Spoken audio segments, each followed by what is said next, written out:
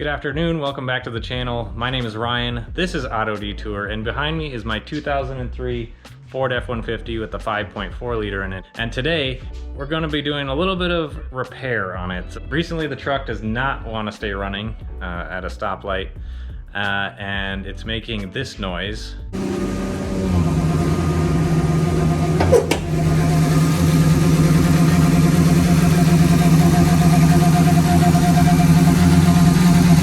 I've been kind of ignoring this for a while now. It's been making that hooting owl noise for quite a while, but the truck just kept running, so I kind of just ignored it for a while. I kind of had an idea what it was. Now the truck is dying at almost every stoplight. It's sort of like the new auto stop start feature, only dumber. Anyway, in today's video, we're gonna be repairing that. We have the parts right here.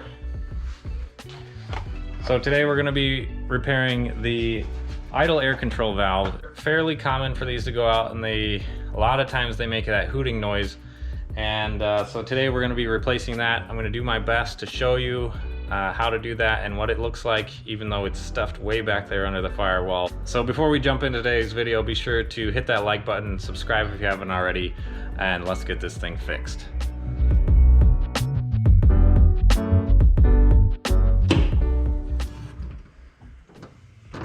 All right, so if you are new to the channel, ignore all of this for just one moment, bear with me. But we're going back here to the very unexciting part. The idle air control valve is stuffed way back there behind the throttle body on top of the intake manifold. So I'm going to do my best, show you guys how to replace the idle air control valve. There it is, right back there. For once, I did actually buy a Motorcraft part. I know you guys will probably be proud of me. And I'll put a link to the idle air control valve and the gasket that you need to do this repair in the description down below. So we're gonna start off by removing the engine cover here. We got three 10mm bolts to remove the engine cover. And that'll give us a little extra room to get both hands in there to hopefully be able to replace that idle air control valve back there under the firewall.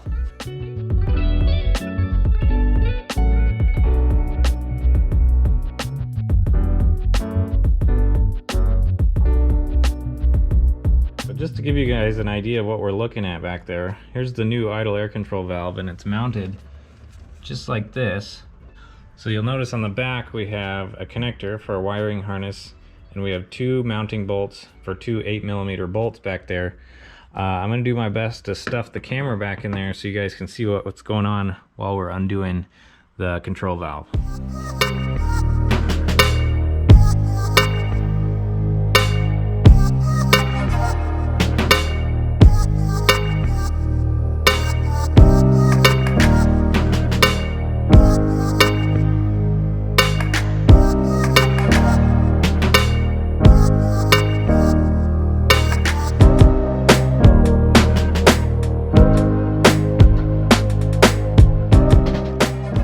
Okay, so now with the wiring harness on the back, you won't have enough slack to pull the idle air control valve out this way.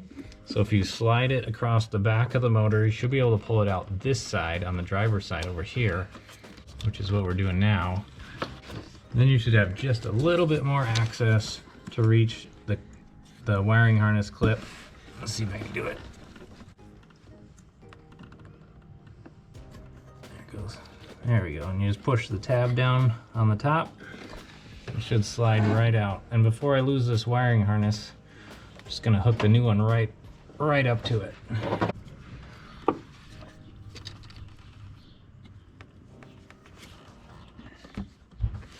Make sure it's clipped in. There we go. Got the new one clipped into the wiring harness, and then the same way we got it out, we'll just slide it right back across. And don't forget the new gasket. I did pull the old gasket out of there. It's sitting right here. And then we'll grab our new gasket here, put that guy in place, and bolt her back up. All right, so what we're gonna do here is I put the top bolt through so the gasket can kind of hang on it. That will allow me to get the gasket in there and it won't fall through. Maybe. Just like that. And then we should be able to lift the control valve up into place. And sorry, I'm gonna have to move the camera to get my hand in there. there. And we'll get the first one started. Obviously don't tighten it yet. We'll see if we're lucky enough that the gasket just lines right up for the bottom one.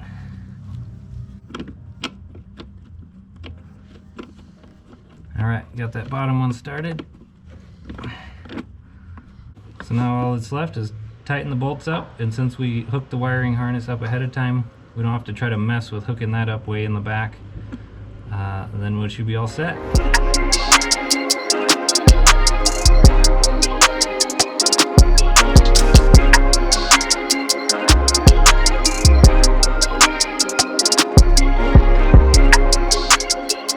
Alright, well the new idle air control valve is installed. The only thing left to do is start it up. Now, I have been having some hard start issues where the truck doesn't like to start sometimes.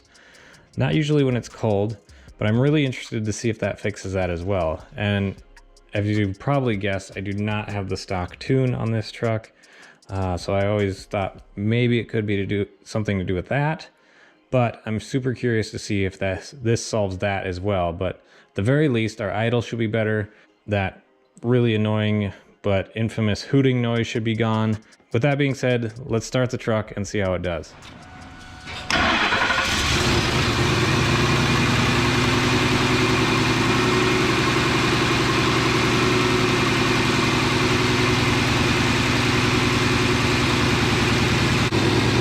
All right, well, it started right up.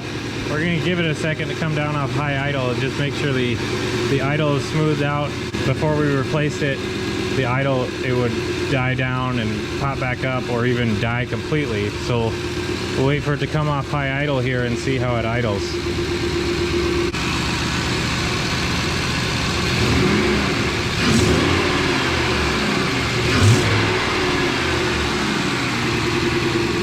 Well, definitely no hooting noise. Seems to idle a lot smoother. Now let me just shut it off real quick, start it back up, make sure it starts back up.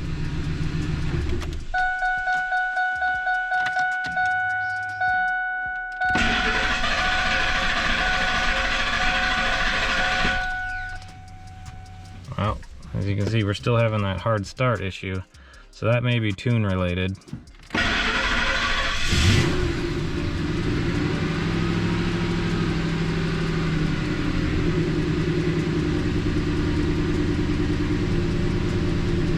Put it in gear.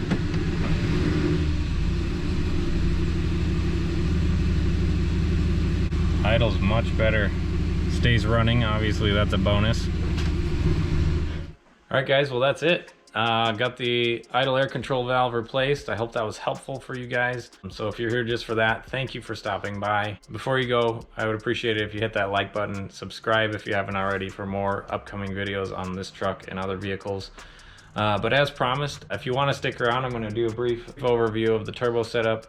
We're going to take it out for a test drive to make sure it's still behaving properly at stoplights and things like that. And as an added bonus for sticking around to the end of the video, we'll also take it out and get into some boost for you guys. So we're going to do that here right now. So far the truck is idling so much better. Well, the fact that it's idling at all is a huge improvement.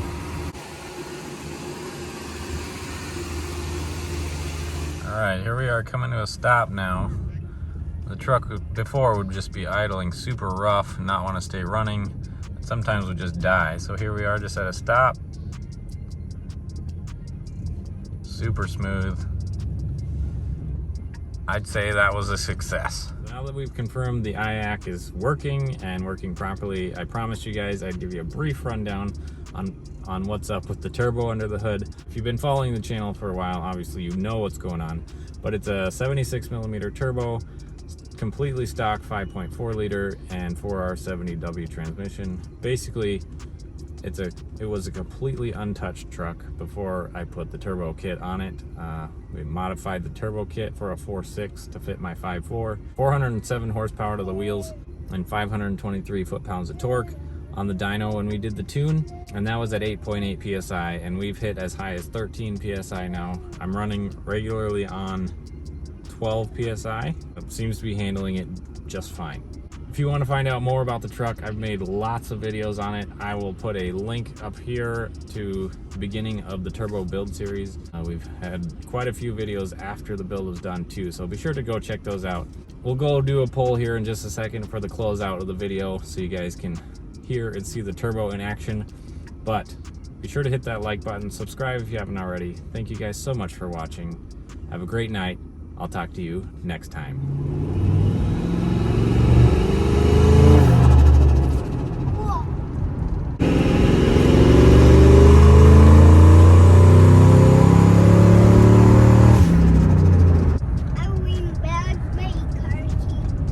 You leaned back in your car seat?